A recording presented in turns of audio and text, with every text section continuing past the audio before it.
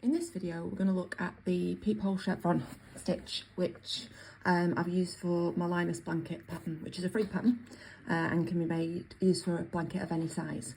So to begin with, you need to chain a multiple of 10 plus 3. So I have just chained 23. If you are a complete beginner, I have a separate video showing you how to chain. So we're going to skip the first 3. So 1, 2, 3, and then we're going to 1, 2, 3 there. Double into this stitch. Okay, so I'm using American terms, it's a double crochet, it's a treble in UK terms, and then I'm going to do that again. So I'm going to do 4 of those all together. So 1, that's number 2, into the 3rd one, and then into the 4th one, and then we're going to skip the next 2 chains, and that makes the trough of our chevron. So I'm going to skip that one, and go into the next one. You can see when I'm going in, I'm trying to go into this at the bottom here.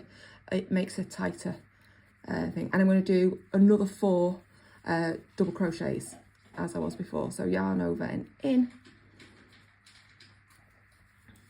Again, if you're a complete beginner and you're not sure about double crochets, I've got a separate video that you can just go and practice that. So you can practice your chain and then practice your double crochets and then come back to this video. They're all on my channel. How many have I done there? I've got 1, 2, 3, so 1 more. Okay, now this time we're making the peak of our chevron. So I'm going to chain 2. So 1, 2, and I'm not skipping any stitches at the bottom. I'm going to carry on and do another 4. So another 4 double crochets. So 1, 2,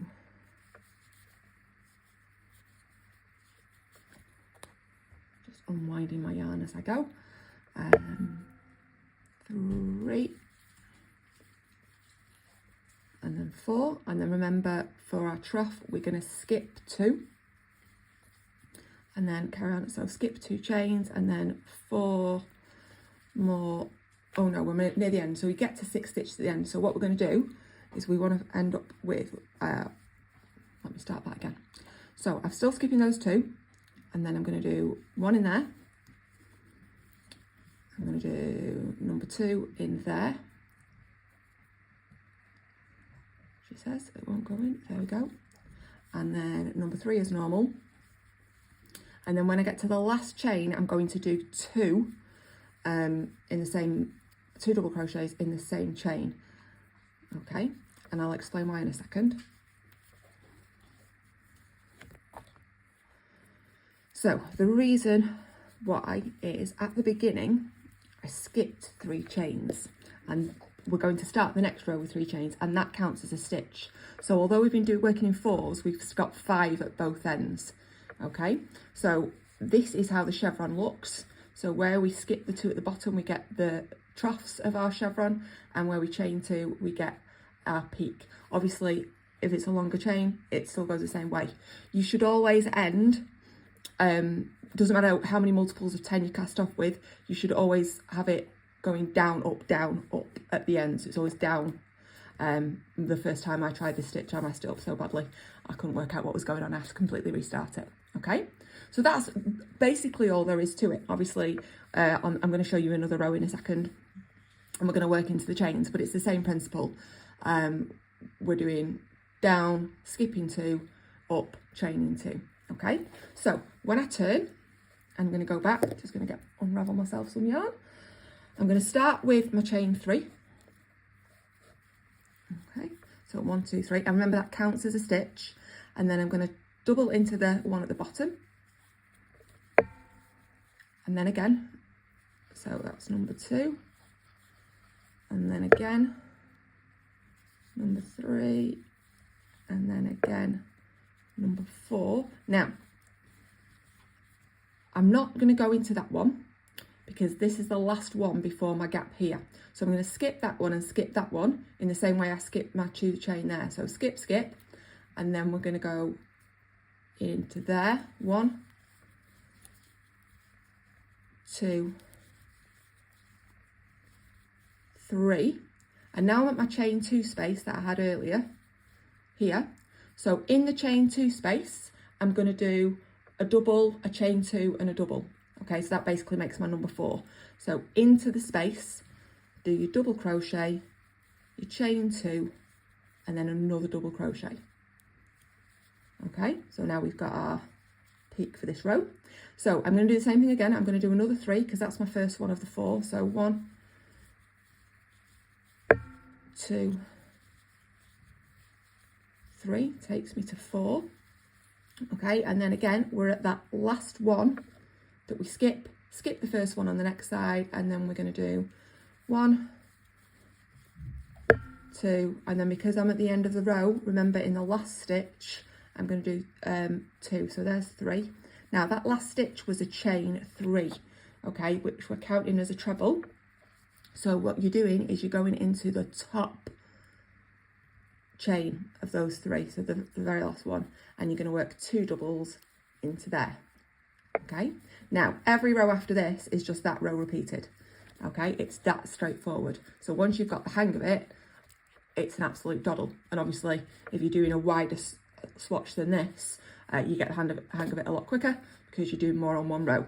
So again, my troughs are where I've skipped 2. In this case it's the stitches, so the last and the first stitch at the bottom, and my peak is this time made of double, chain 2, double in the chain 2 space, and we literally just repeat that. So I'll do one more row for you just to show you what you need to see.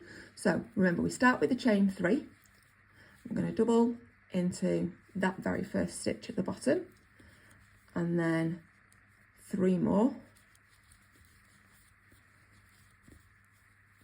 Sorry, not 3 more. I forgot to count that one, didn't I? Yeah, no, 3 more. 1, 2.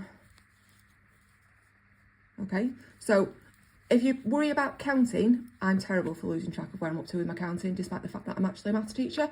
I just get easily distracted. The thing to remember is your last stitch and your next one, those are the ones that you're skipping. So it doesn't matter whether you've lost count, as long as when you get to that last one, you don't do a stitch into it. You skip it, and then your next one goes into here.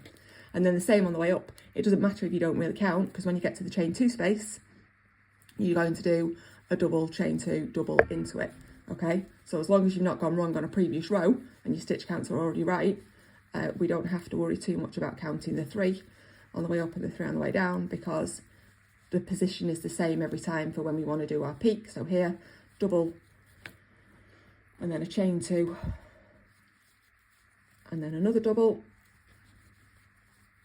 and then again 3 down, or keep going until you get to the last stitch and don't go into it, to do your trough where we skip the 2. So 1, 2. So it is a really easy pattern and it looks really pretty. I really like the effects of this one, but it is very beginner level, because literally you need to be able to do chains and you need to be able to do doubles. If you work in UK terms, it's trebles. I don't know why the US terms just make more sense to me in my head. I think it's because they have a single crochet. And then remember, your last one, you're going into the top chain of that chain 3 to do 2 doubles. Okay, so into that top chain there, and you're going to do 2 stitches into there. Okay, so the beauty of this pattern, apart from it being super easy, is that you can make it any size you want. And in the written pattern, which is going to be free, it's got all the different sizes. So if you wanted to make a baby blanket or a pram blanket, I did a toddler blanket, all the way up to covering a king size bed. All the measurements are in there, so it's just a question. And there's even a calculator to help you work out how many to begin your chain with. From a starting swatch. The other thing that you can do is you can change colours, so you can do it stripes for a bit more interest. I did my initial one in this nice fluffy yarn here. It's a chenille James C. Brett Flutterby. So I didn't bother stripes because it's already a patterned yarn, but it's really soft, so I love that one. But if I was doing a plain yarn like this, I would be inclined, well, personally, I'd probably go for rainbow colours. But yeah, it's easy enough. You just change colour at the end. Okay, so super easy. And that is the peephole chevron.